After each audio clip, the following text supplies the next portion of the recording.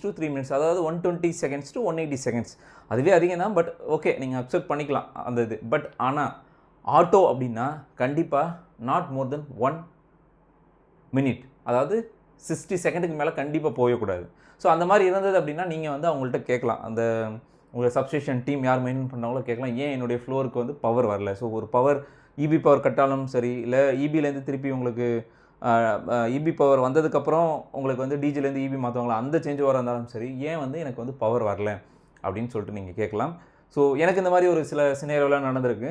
So maybe சப்ஸ்டேஷனில் இருந்ததால எனக்கு அந்த ஒரு ஐடியா தெரியும். ஸோ இல்லாதவங்களுக்கு கண்டிப்பாக இந்த வீடியோ வந்து ஒரு சின்ன இன்ஃபர்மேஷன் தெரியும். ஸோ அது ஆட்டோ சேஞ்ச் ஓவர் அப்படின்னா கண்டிப்பாக நான் சொல்கிறேன், அது ஒரு மேக்ஸிமம் வச்சுக்கோங்க 45 செகண்ட்ஸ் டு 55 செகண்ட், அதுக்கு முன்னாடியும் பண்ணுறாங்க.